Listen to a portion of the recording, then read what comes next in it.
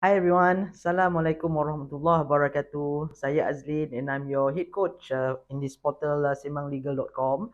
So hari ni dalam video ni kan saya nak bercerita tentang bagaimana kita nak memilih satu entiti perniagaan untuk didaftarkan. Kalau kita nak berniaga, kita mesti mendaftarkan satu entiti perniagaan. Kita tak boleh nak berniaga sebagai individu. Walaupun saya tahu di luar sana ramai yang berniaga sebagai individu dan kita selalu refer to them as informal sector kan. Tapi sebenarnya dari segi undang-undang, kita tak boleh berniaga sebagai individu. Di bawah Akta Pendaftaran Perniagaan 1956, kalau kita disabit kesalahan berniaga sebagai individu, dan kita boleh dikenakan denda sehingga RM50,000 ataupun penjara 2 tahun. Jadi kita memang tak nak kan kena jail ataupun kena bayar denda tu. So baiklah kita semua mendaftarkan perniagaan kita. Dan kebanyakan daripada kita kan, walaupun kita rasa kita berniaga kecil-kecilan, akan mungkin buat kuih untuk raya ke or something like that, tapi sebenarnya semua tu kan adalah menjalankan perniagaan. Menjalankan perniagaan ni bila kita berjual beli barangan ataupun menjual barangan ataupun perkhidmatan untuk mendapatkan keuntungan. Jadi itu definisi perniagaan. Jadi kalau kita kan ada buat aktiviti tu, kita mesti mendaftarkan satu bentuk entiti perniagaan. Didaftarkan di Suruhanjaya Syarikat Malaysia SSM, ataupun dalam bahasa Inggerisnya CCM, Companies Commission of Malaysia. Jadi apa bentuk entiti perniagaan yang kita boleh daftarkan? Jadi untuk perbincangan kita ni kan ada 4 yang relevan lah yang kita nak discuss. 4 bentuk entiti perniagaan yang kita boleh daftarkan adalah pemilikan tunggal, perkongsian, perkongsian liability terhad dan syarikat senior merhad. Right, pemilikan tunggal ni kan more known as enterprise lah. Kadang orang panggil enterprise, and kalau cakap Englishnya orang panggil sole proprietorship. Jadi 4 ni adalah bentuk yang kita boleh pilih dan untuk didaftarkan di SSM. Jadi macam mana kita nak pilih ni? Kan macam mana nak pilih yang mana satu yang sesuai untuk kita? Kebanyakan usahawan di sana bila saya tanya kan you all ada bentuk perniagaan apa, dah daftarkan apa, ada juga yang tak tahu kan apa yang dah didaftarkan. Kalau saya tanya kat dia tak tahu, dia kata dia dah daftar tapi dia tak tahu apa yang dia dah daftarkan. So ada yang tahu apa yang dia dah daftar, dia kata dia dah daftar enterprise.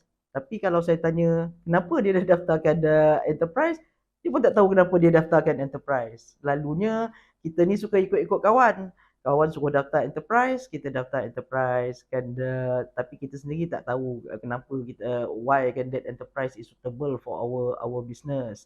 And ramai yang mendaftarkan enterprise sebab murah kan, is easy and is cheap kan to daftar enterprise, so they go and daftar enterprise. But actually sebelum kita memilih untuk mendaftarkan salah satu daripada bentuk entiti perniagaan ni di SSM, kita perlu sit down and think about our rancangan perniagaan. Right, kita selalu buat kerja terbalik. Kita pergi daftarkan, lepas tu nak fikirkan apa perniagaan kita nak buat.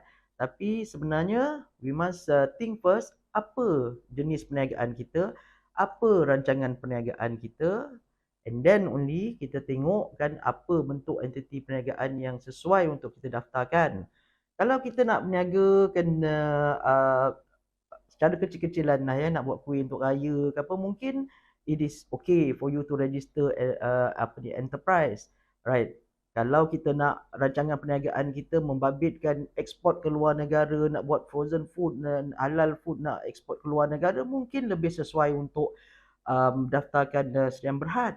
Tapi kita akan hanya tahu sesuai ke tidak tu kalau kita tahu ciri-ciri setiap entiti perniagaan ni. Kalau kita tahu ciri-cirinya, macam nak tahu sesuai dengan rancangan perniagaan kita atau tidak. Jadi lepas ni kita akan dalam video yang akan datang, saya akan berkongsi tentang ciri-ciri setiap bentuk entiti perniagaan ni. Ciri-ciri enterprise, ciri-ciri perkongsian liability terhad dan Sdn Berhad, supaya kita tahu apa bezanya kan apa kan kelebihannya, apa kelemahannya setiap ciri-ciri ini supaya kita boleh nampak perbezaannya, dan bila kita kan dah buat rancangan perniagaan kita, kita boleh tengok yang mana yang sesuai sekali kan untuk kita pilih untuk daftarkan. But of course, kalau kita dah daftarkan sesuatu, kita dah daftarkan enterprise lah katakan ya. Alright, lepas tu kita dah berkembang, kita nak daftarkan sekian berhad, itu boleh buat, bukan tak boleh buat kan. Jadi kalau kita dah daftarkan enterprise and then kita nak daftarkan sekian berhad kemudian, itu pun boleh. Kalau kita nak daftarkan satu enterprise, satu perkongsian, satu sekian berhad pun boleh. Kan tak ada yang there's no restriction about how many enterprise incident berhad that you can have. So tapi kalau kita tak nak duplicatekan kerja kita kan, tak nak satu enterprise, satu incident berhad dan bermacam-macam bentuk entiti perniagaan yang kita daftarkan, kita kena pilih yang paling sesuai lah untuk kita. Alright, but anyway kan nanti as I said kita akan kupaskan each one kan in the next video. So saya harap you will share tentang sembanglegal.com kepada semua rakan-rakan usahawan supaya kita dapat sama-sama meningkatkan pengetahuan undang-undang dan membina komuniti usahawan celik undang-undang. So till then, see you next time. Bye.